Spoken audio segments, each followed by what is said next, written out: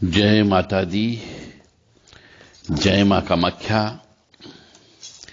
देव Radha trust Satyavani channel से आप हिंदू सनातन धर्म के कुछ नियम, परंपरा, परिपाटी, मान्यता, प्रथा, संस्कार, संस्कृति,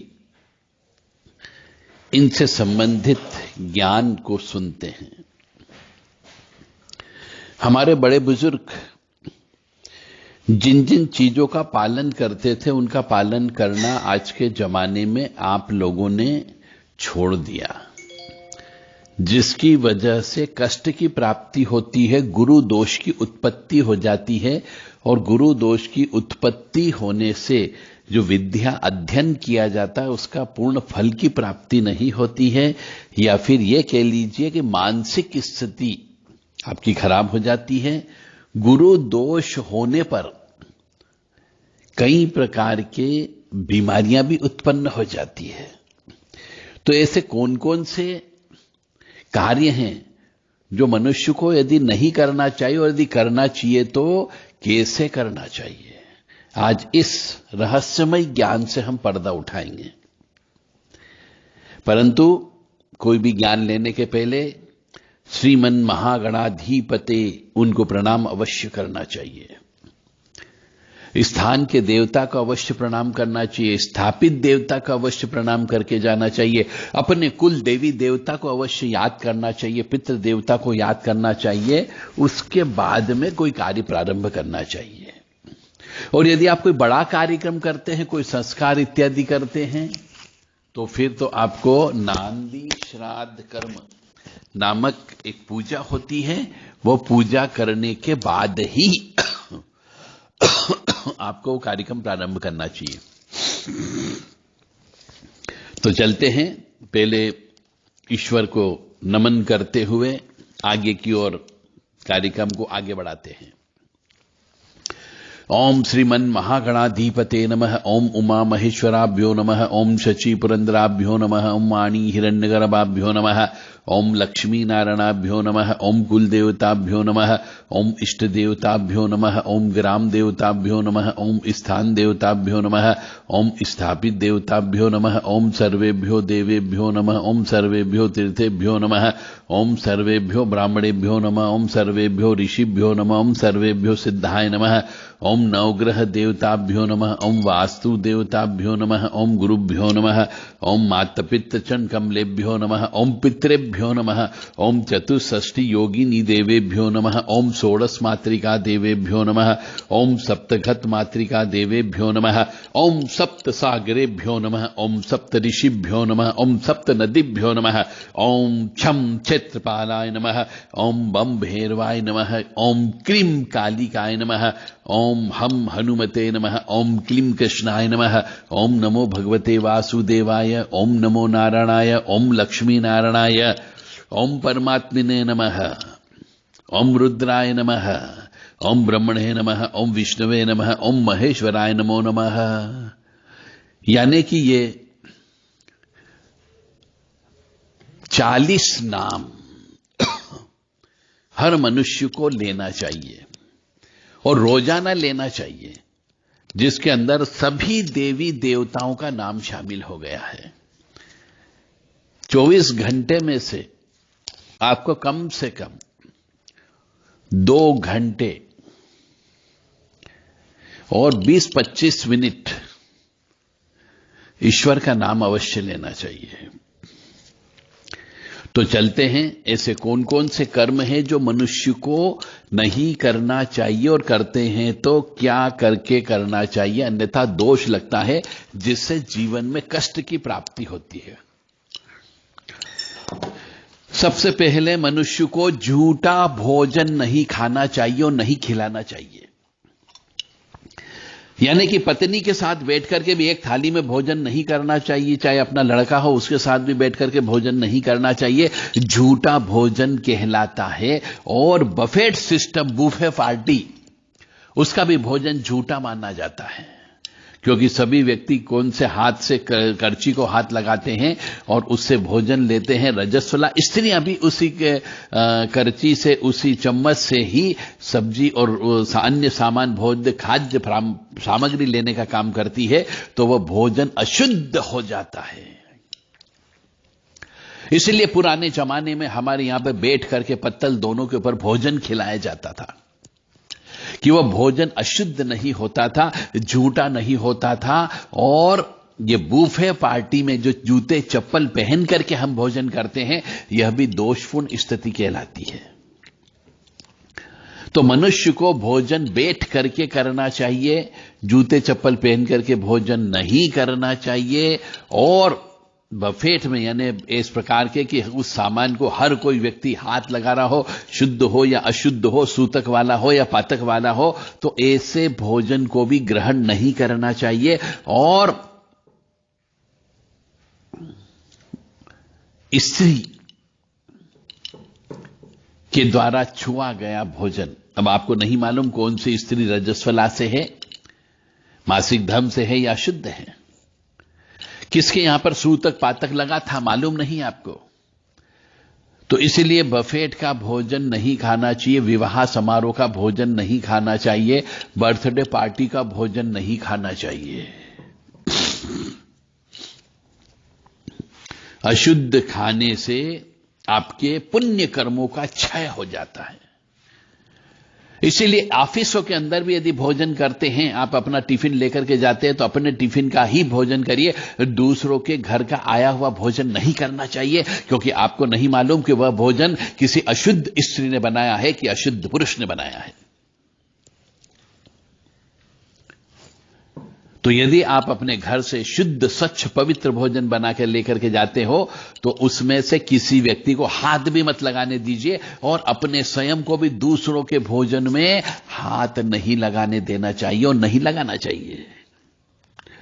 यदि हमारा भोजन खाना हो तो अलग से निकाल के रख दीजिए, परंतु झूठे दूसरों के टिफिन में से सब्जी, रोटी, पराठे, पूड़ी लेकर के नहीं खाना चाहिए, और अपने टिफिन में भी दूसरों को हाथ नहीं डालने देना चाहिए।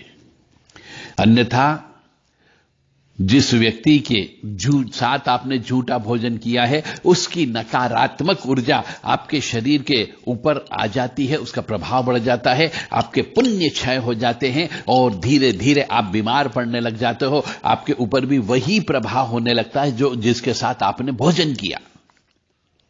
हो सकता है जिसका भोजन आपने किया हो, जिसके साथ भोजन किया हो, उसके ग्रह नक्षत्र खराब हो, उसकी नकारात्मक ऊर्जा ज्यादा हो, उसके ऊपर प्रेत बाधा हो, उसके बाद पितृ बाधा हो, उसके साथ में सर्प योग की बाधा हो, तो उसका प्रभाव आपके ऊपर अवश्य पड़ता है, और उसकी वजह से आपके पत्नी बच्चे परेशान हो सकते हैं, बीमार हो सकते हैं, स्वयं भी बीमार हो सकते हो, उसकी वजह से आपका एक्सीडेंट भी हो सकता है।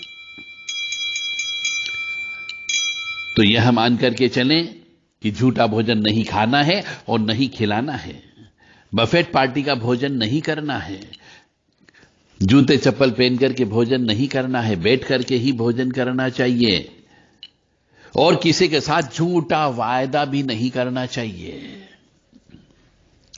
इससे भी गुरु दोष की उत्पत्ति हो जाती है। तो झूठा वायदा भी नहीं करना चाहिए, और अशुद्ध अवस्था में तीर्थ यात्रा नहीं करनी चाहिए। अशुद्ध अवस्था में गंगा स्नान नहीं करना चाहिए।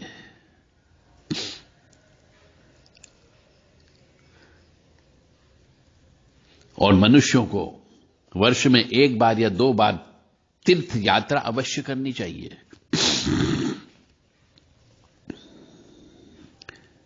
और मनुष्य को गंगा स्नान वर्ष में 1 बार अवश्य करना चाहिए, क्योंकि आप गंगा स्नान नहीं करते हो, इससे भी गुरु तत्व कमजोर होता है। तीर्थ यात्रा नहीं करते हो, इसलिए भी गुरु तत्व कमजोर होता है। तो गुरु तत्व को बढ़ाने के लिए आपको तीर्थ यात्रा करना चाहिए, गंगा स्नान करना चाहिए, घर में हवन पूजन करना चाहिए।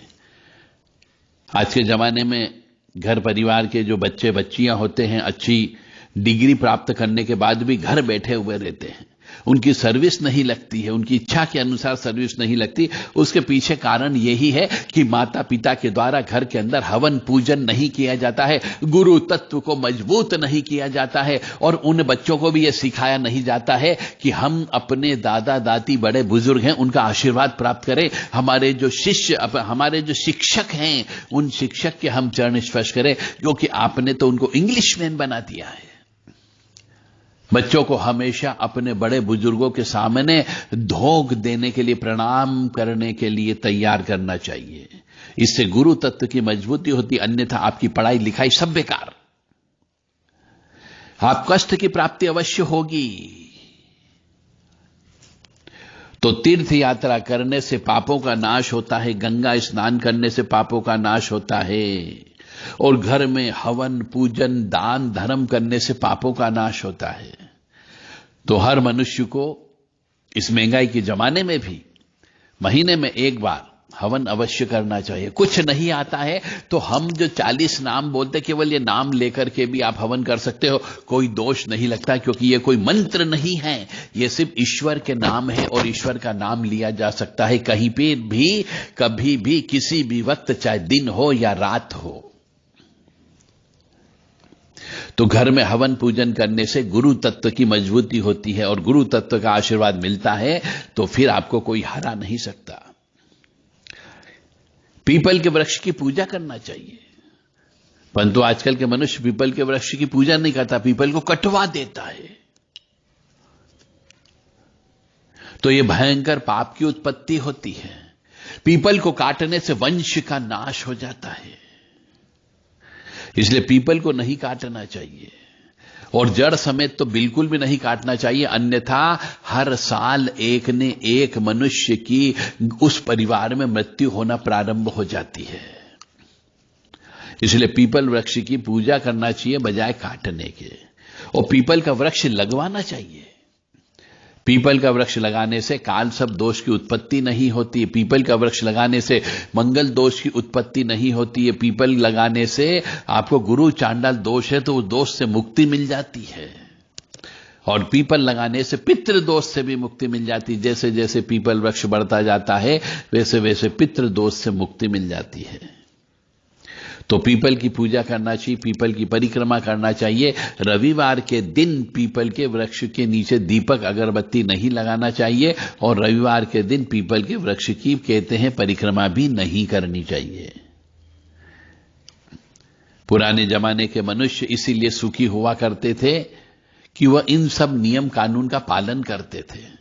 वर्ष में एक बार तीर्थ यात्रा के लिए अवश्य जाते थे, गंगा स्नान करने के लिए अवश्य जाते थे, हर अमावस्या पूर्णिमा पर या बच्चे के जन्मदिन पर या फिर बच्चे की विवाह वर्ष घाट पर हवन पूजन होता था, घर में भंडारे हुआ करते थे, कन्या पूजन हुआ करता था, बटुकों का पूजन होकर के उनको मीठा भोजन कराया जाता था।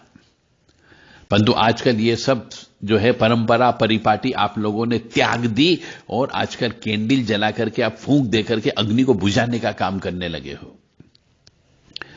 इससे दोष की उत्पत्ति हो रही है। आप धर्म स्थल पर नहीं जाते हो, यानी तीर्थ यात्रा पर जाना चाहिए, और वहां जाकर के जो भी नदी तालाब होता है उसमें स्नान अवश्य करना चाहिए, और वहां पे स्नान करने के बाद में अपनी सामर्थ्य के अनुसार उचित आवश्यकता वाले मनुष्य को दान धर्म करना चाहिए। चाहे अन्न का दान दीजिए, परंतु दान अवश्य देना चाहिए। तो धर्म स्थल पर जाकर के बिना दान दिए नहीं आना चाहिए। और गुरु तत्व को प्रबल करने के लिए मनुष्य को अपने शरीर पर शुद्ध स्वच्छ पवित्र सोना धारण करना चाहिए। सोना धारण करने से मनुष्य हमेशा पवित्र बना रहता है, उसके ऊपर नकारात्मक ऊर्जा का प्रभाव नहीं पड़ता है। चाहे अंगूठी के रूप में धारण करिए, चाहे कान में धारण करिए, चाहे नाक में धारण करिए, कहीं पर भी सोना हमेशा शरीर के ऊपर होना चाहिए, जिससे नकारात्मक ऊर्जा नेगेटिव एनर्जी उसका प्रभाव आपके शरीर के ऊपर बहुत कम पड़ता है।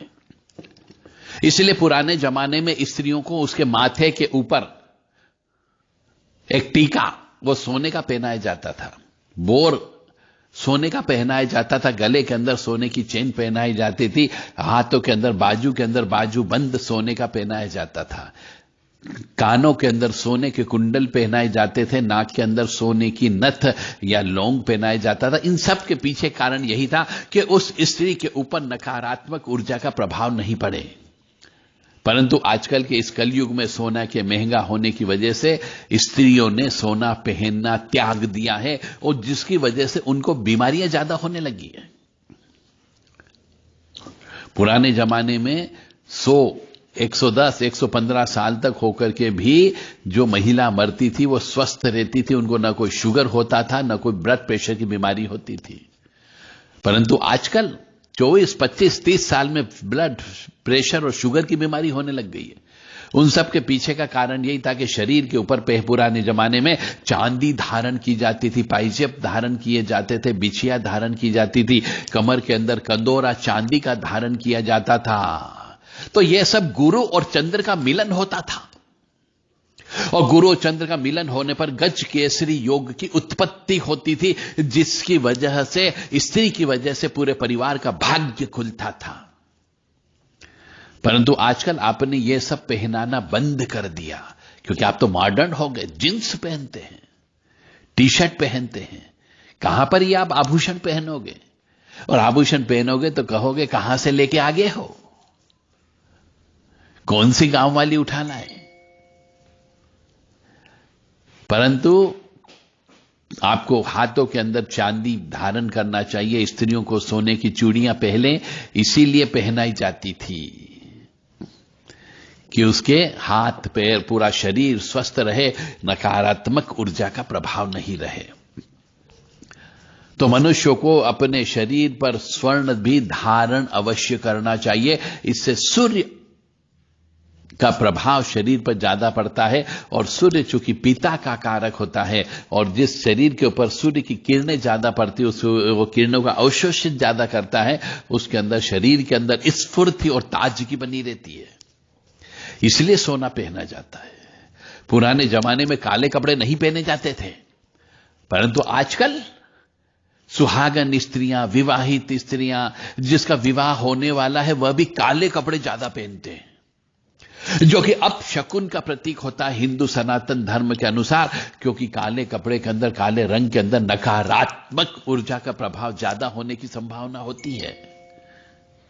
परंतु ये फैशन चल पड़ा, जिसकी वजह से बहुत सी स्त्रियों के ऊपर नकारात्मक ऊर्जा लग जाती है और वह आत्महत्या कर लेती है। उनकी विल पावर कमजोर हो जाती है। फैशन के चक्कर में काले कपड़े पहन करके नकारात्मक ऊर्जा को बुलाने का काम करती है, और फिर शराब पी करके आत्महत्या कर लेती है।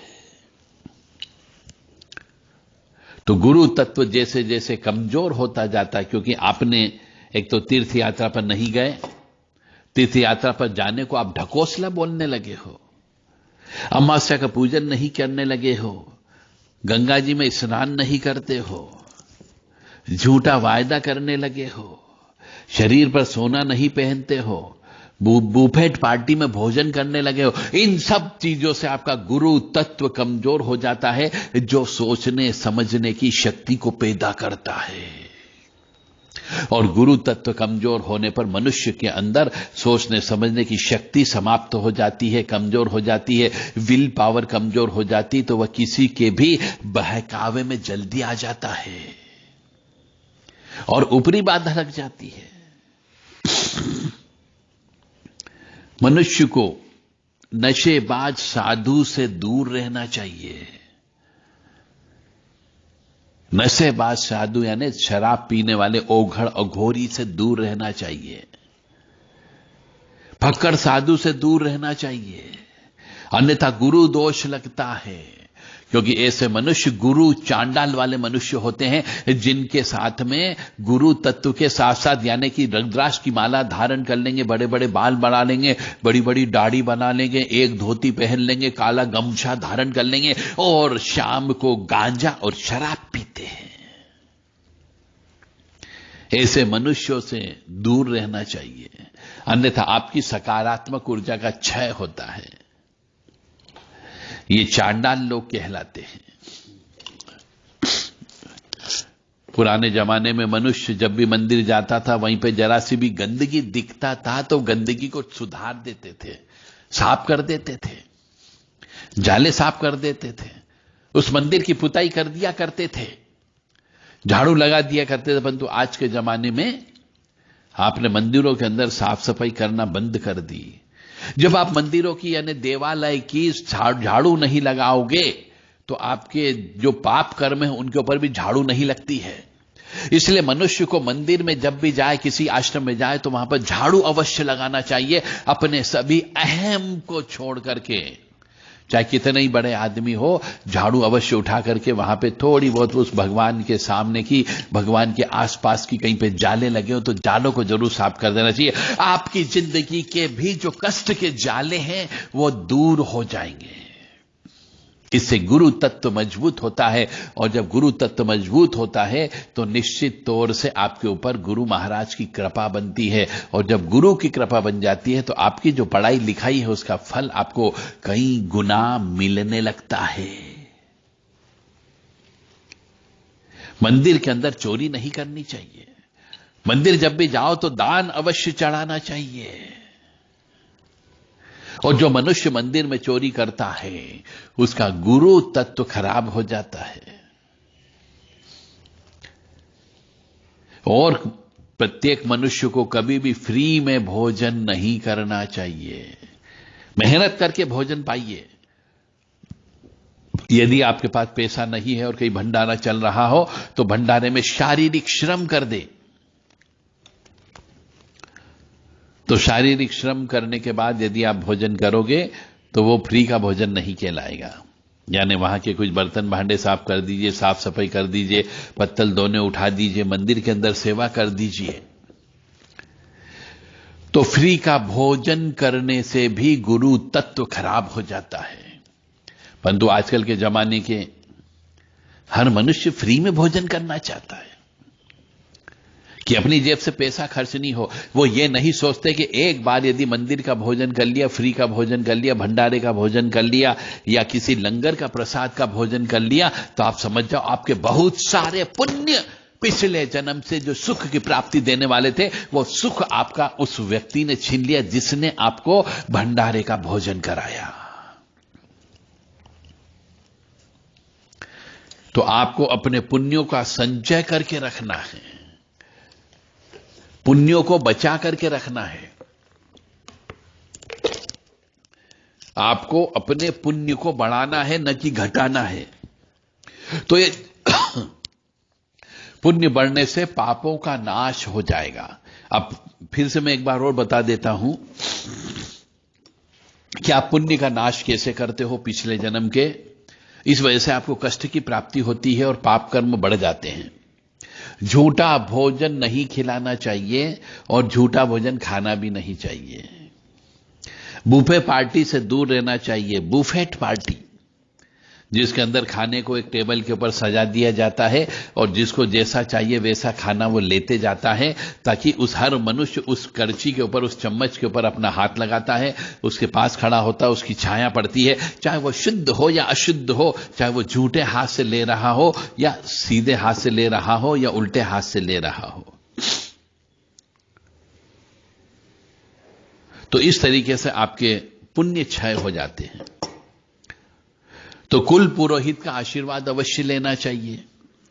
आज के जमाने में आप कुल पुरोहित को पहचानते ही नहीं हो, क्योंकि पुरोहित जैसी क्रिया आप करवाते ही नहीं। पुरोहित जैसे पुरोहित यानी हमारे घर परिवार का कुल के पंडा पुजारी, जिनको मालूम है कि आपके यहां कौन सी परंपरा का पालन होता है, कौन से रीति रिवाज का पालन होता है, कब कब आपके वहां पे आएगा, कब दान धर्म आपको देना है, कब उससे आशीर्वाद लेना है, और कब कब कौन कौन सी पूजा करना है।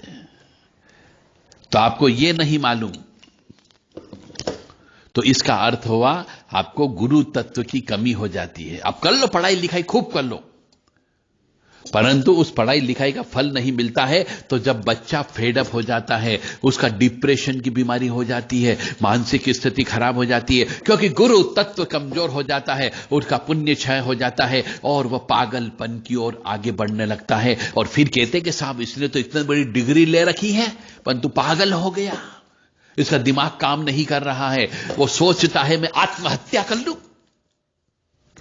तो ऐसा इसीलिए होता, गुरु तत्व का दोष की वजह से होता है।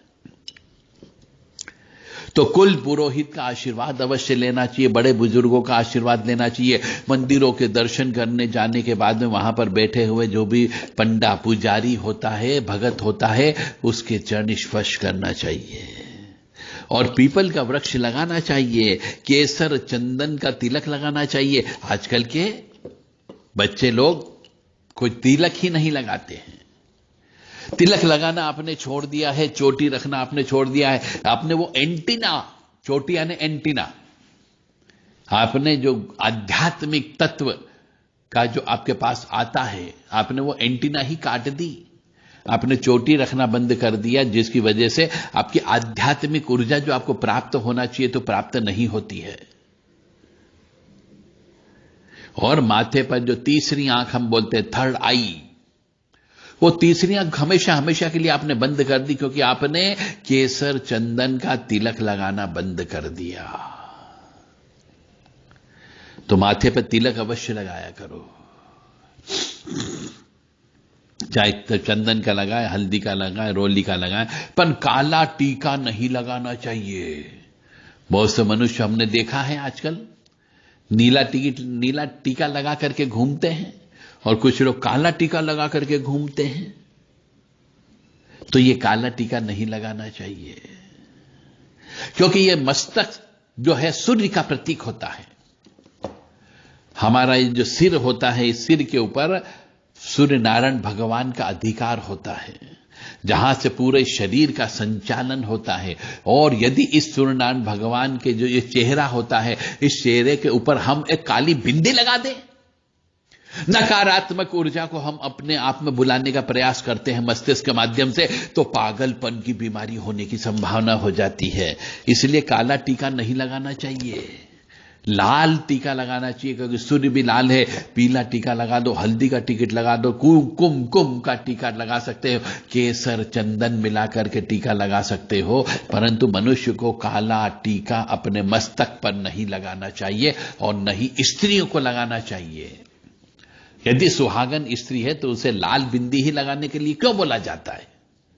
वो इसीलिए बोला जाता है क्योंकि मस्तक जो है सूर्य नारायण भगवान का प्रतीक होता है और उनको लाल कलर, पीला कलर ही पसंद होता है। इसलिए मस्तिष्क पर हल्दी से बना हुआ चंदन का टीका लगाया जाता है।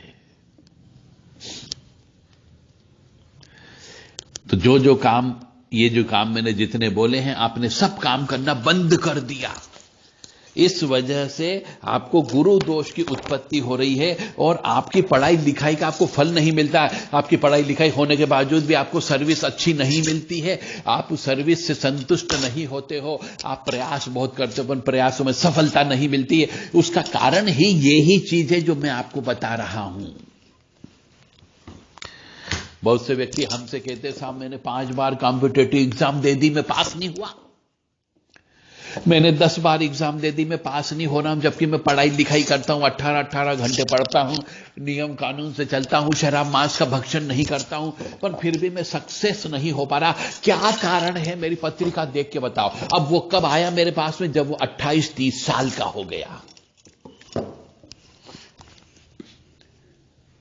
अरे आपने 30 साल तो गुजार दिए, उसके बाद चल के आ रहे हो, अब देखो हमारी जन्म पत्रिका, देखो क्या दोष है। अरे यही दोष यदि आप जन्म से बच्चे को बता दिए थे कि भैया ये दोष है, जिसकी पूजा तेरे को करना है, उनका जप तप करना है, हवन करना है, दान धर्म करना है, तो बच्चे के अंदर हिंदू संस्कार, संस्कृति, परंपरा, रीति रिवाज, मान्यता, प्रथा, वो सब उसके अंदर कूट कूट करके भरी हुई होती, तो वो निश्चित तौर से सफलता की सीढ़ियां अवश्य चढ़ता।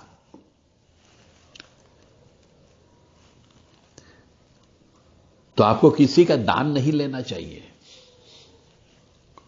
दान देना चाहिए। दान देने से पाप कटते हैं, पाप कटने से कष्ट की कम की प्राप्ति होती है, कष्ट कम मिलता है तो मनुष्य को सुख मिलता है, जब सुख मिलता है तो उसे आनंद भी मिलता है, और जब आनंद मिलता है तो लक्ष्मी की कृपा अवश्य प्राप्त होती है। सुख, समृद्धि, शांति, ऐश्वर्य, इज्जत, कीर्ति सब कुछ प्राप्त होता है। इसलिए दान दो, अन्न का दान दो, भूखे को भोजन करा दो, फटे कपड़े वाले को कोई अच्छा कपड़ा पहना दो, और झूठी गवाही कभी नहीं देना चाहिए। जिन जिन मनुष्यों ने झूठी गवाही देते हैं वो मां सीता के क्रोध के भाजन अवश्य बनते हैं, मां पार्वती की कृपा अवश्य नहीं प्राप्त होती है उनको। क्योंकि ऐसे हमारी पुराने जमाने में शास्त्रों में कुछ कहानियां हैं कि जिन जिन मनुष्यों ने, जिन जिन देवी देवताओं ने भी झूठी गवाही दी, उनको श्राप मिला, और आज भी वो श्राप को झेल रहे हैं। माता पार्वती और भोलेनाथ की चौपड़ की कथा है। उस कथा में भी 3-4 देवताओं को श्राप मिल गया था मां पार्वती का, झूठी गवाही देने की वजह से। और इसी प्रकार से माता सीता के द्वारा जो अपने ससुर जी के लिए जो पिंड दान दिया गया था, उसमें भी झूठी गवाही देने पर 4 देवत्व स्वरूप ईश्वर को श्राप मिल गया था। उसका श्राप आज भी गौ माता सहन करती है।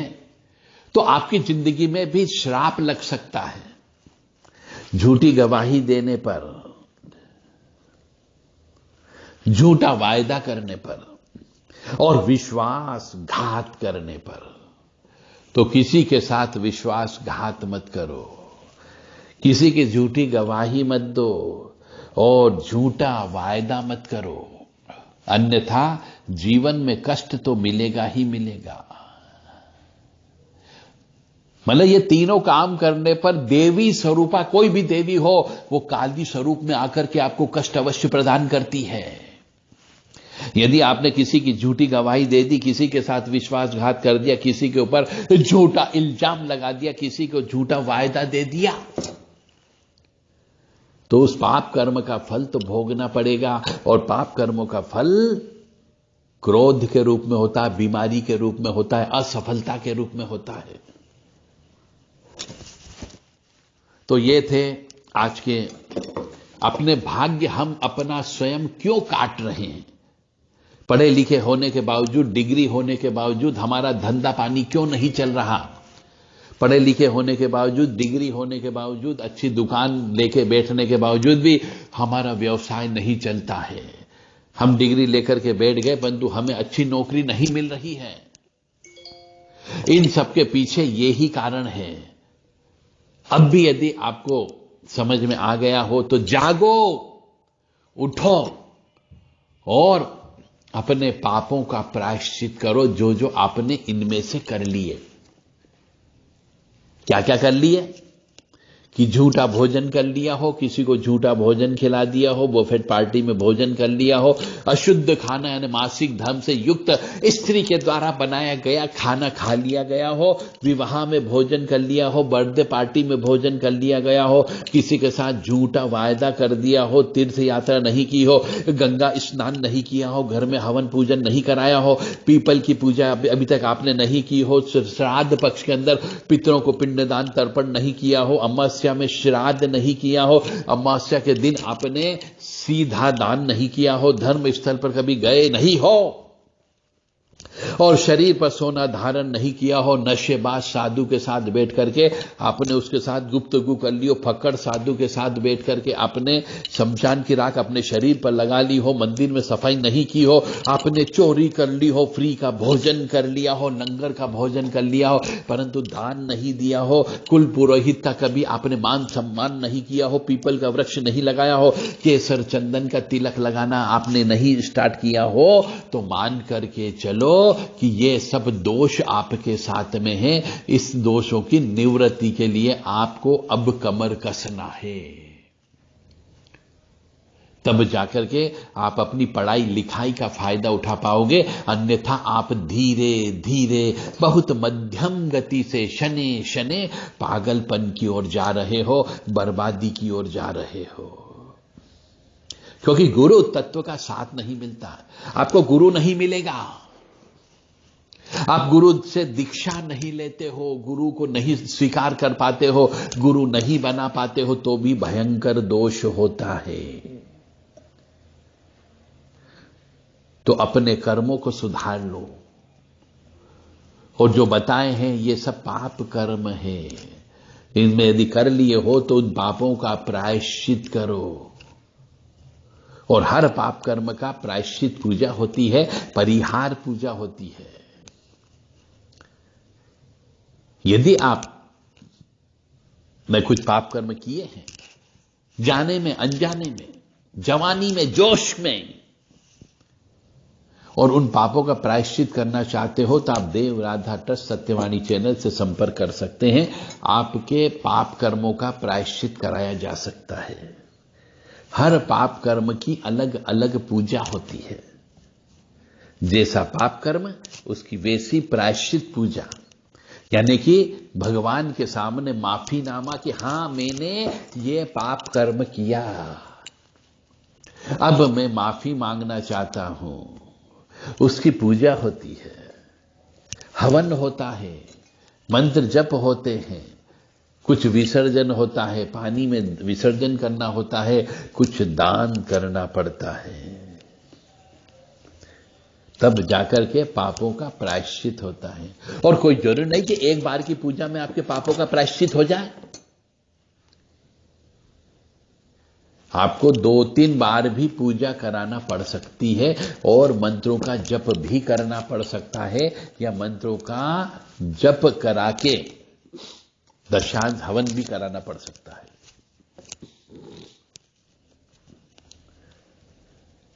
तो मेरा आप सभी माता पिता, भाई बंधु, बच्चे बच्चियां, बड़े बुजुर्ग, प्रौढ़ स्त्री पुरुषों, सबसे मेरा विनम्र निवेदन है कि अपने बच्चों को हिंदू धर्म संस्कार दीजिए, उन्हें संस्कृति बताइए, उन्हें हमारी मान्यता बताइए, हमारी प्रथाएं बताइए, हमारे रीति रिवाज बताइए, और उससे जोड़िए ताकि उनके जीवन में कष्ट की प्राप्ति कम से कम हो। मैंने अपना धर्म था वो निभा दिया, मेरे पास जो ज्ञान था वो ज्ञान आप तक पहुंचाने का मैंने प्रयास किया है। मेरा उद्देश्य किसी आत्मा को दुखाना नहीं है। मेरा उद्देश्य आपके जीवन में खुशहाली आए, आपके परिवार में खुशहाली आए, यह मेरा उद्देश्य है। फिर भी यदि मेरी इस वाणी से किसी की आत्मा आहत हुई हो, किसी का दिल दुखा हो, तो हम माफी चाहते हैं। मां भगवती जगत जननी आप सबको सुखी रखे, स्वस्थ रखे, प्रसन्न रखे, यश दे, कीर्ति दे और मान सम्मान दे।